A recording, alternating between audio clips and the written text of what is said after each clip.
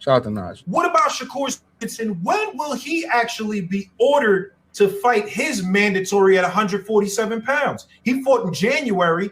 Under the rulings, when do you guys, say, all right, Shakur, you're now up for your mandatory? Excuse me, 9 months after winning the title. So basically, he fought in January. You got February, Marzo, Abril, Mayo, Junio, Julio, Agosto, Septiembre. By November. By November. So that means that now in September, I have to send Shakur a letter, like I did with Haney. Hey, champ, you got your mandatories coming up. You got to discharge the mandatory. So it is possible that we could, and again, this is possible. That isn't everyone has the ruling, but it is possible. Come October, November, we could see Raymond Morataya is the mandatory for Shakur's WBO belt. That is possible.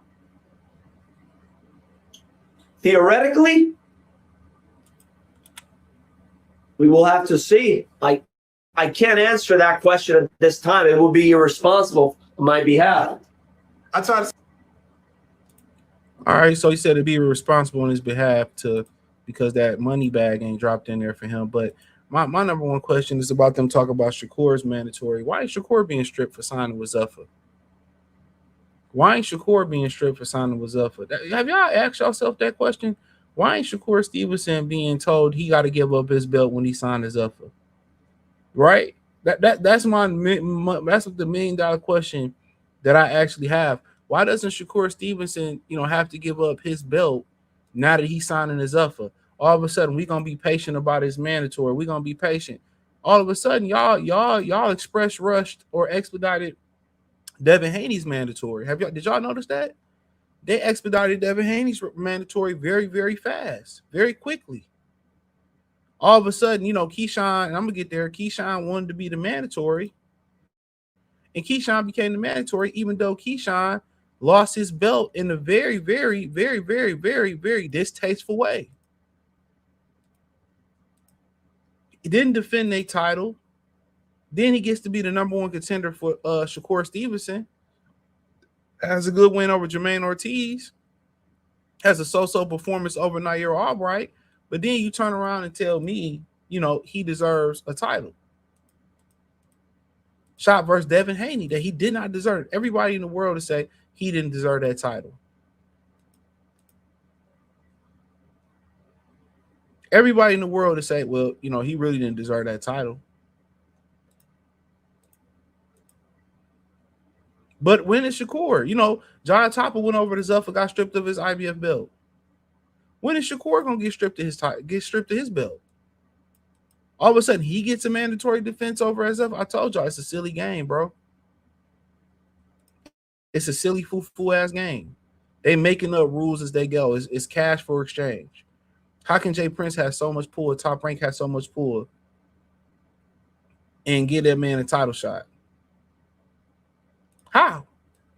When he's done, he's not even. He said, "F the belts. I don't want the belts. I don't care about the belts. I don't want to pay sanction fees. I don't want to do this." But then he becomes the mandatory. Then I heard audio where he said he didn't want to become the mandatory. He didn't want to fight for the belt. He's been on record of saying that. This is just you need to start looking at the sanctioning belt bodies a lot differently. You need to start looking at these sanctioned belt bodies a lot different. They crooks. They don't uphold the integrity of boxing. That's why the fighters don't. Don't nobody uphold the integrity. These commissions don't care nothing about drug testing, hand wraps.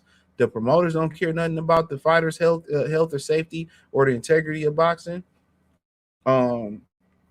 And therefore, the managers don't care, and it trickle down to the fighters. If nobody else care, why should the fighters care? If don't nobody else care, why should the fighters care?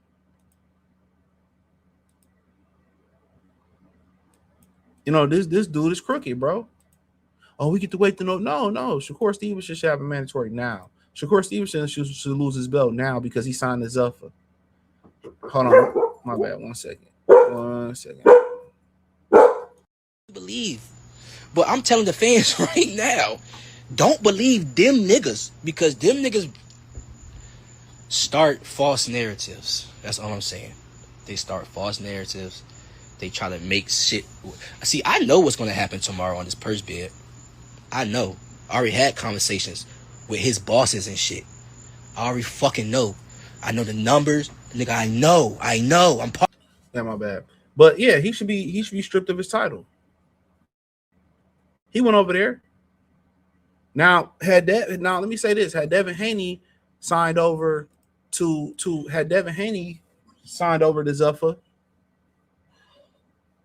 had he signed over to Zuffa, we already know what the business had been. He would have been stripped.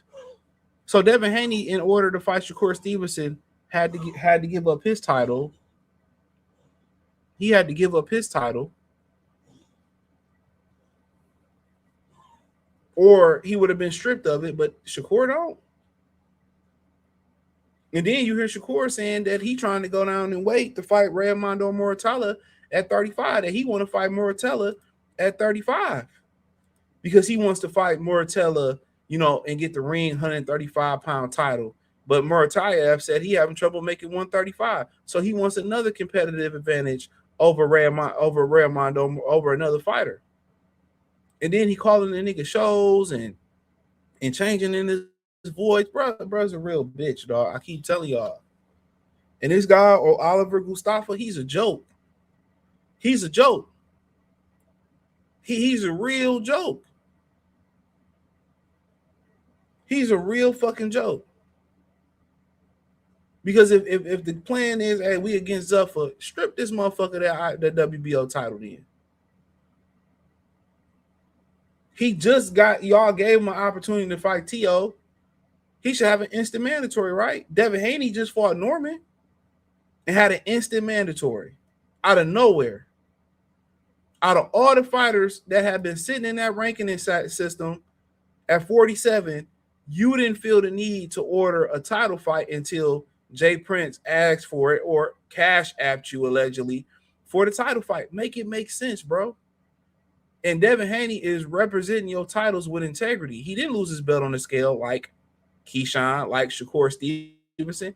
And this is who y'all choosing to back. And I heard, I don't know if in this clip he said it, but I heard him say in another clip, this same guy in the same interview, shout out to Najee again, that he turned around and said that, yeah, the WBO has a good relationship with Top Rank, but we've told them no before.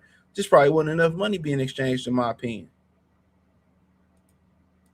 Probably wasn't enough money being exchanged. We already know that relationship with Top Rank, Jay Prince, and the WBO, bro, it's a conflict of interest. Because ain't no way you can say, well, based on what did Keyshawn actually do to not a title defense, neither to deserve a Devin Haney fight. So you can ask, so what merit did Keyshawn get to have this title fight? And why was Keyshawn even number one at 140? He hadn't fought nobody at 140. He just lost his belt to the scale. And then in the new ranking system, Keyshawn is now number 7. Keyshawn ducked the purse bid for the WBO, and he's still inside the top 15, the top 10. If you duck a purse bid like that, I've told y'all, man, they crooked, bro. They crooked, man. And Devin Haney is representing your title with integrity. And they still got a knife in your back, bro. They was part of you dropping that belt. But I'm gonna get there. We kind of jumping ahead a little bit. I'm gonna spit on that. We jumping ahead a little bit. So Shakur, he said that he is down to fight Murataya next, but then he would do it at either 135 or 140, but he prefers 135. And of course, if he fights him at 135, that would be for the Ring Magazine vacancy. I spoke to Murataya's trainer, Robert Garcia, and he said the issue is that Murataya has the IBF title, and the 10-day rehydration clause, the 10-pound rehydration clause is very difficult for Murataya. He's outgrowing the weight class. He had to make 145 on Saturday morning. So Robert Garcia said, if they do unification, that's obviously easier. There is no rehydration clause on the unification. So that would be Zepeda they're interested in. They're interested in Mason, he said. But if not, Shakur Stevenson or 140 pounds. Yeah, so Shakur, he said that he is down to fight Murataya. So Shakur, if he fights Shakur Stevenson, if y'all know what he's saying, if he fights Shakur Stevenson, he got to make the 10-pound rehydration IBF clause, which is stupid. The whole thing is stupid. I made the weight come fight night. I made the weight. I don't really understand what else are we having a conversation about. I legitimately made the weight, right?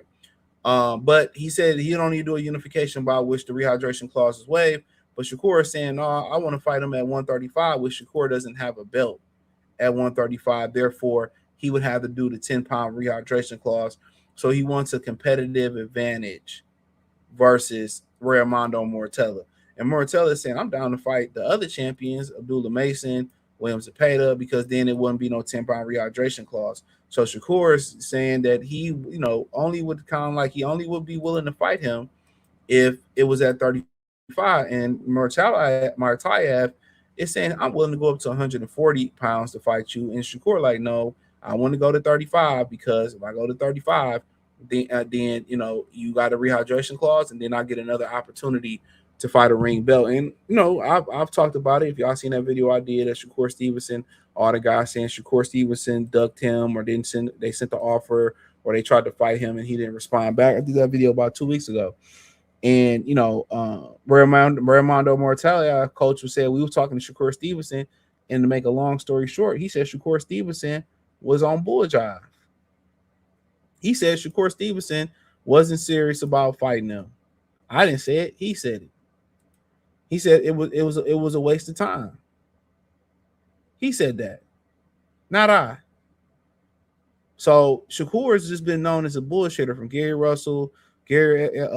Anton Russell to Devin Haney to Raimondo Mortayev to Oshaki Foster.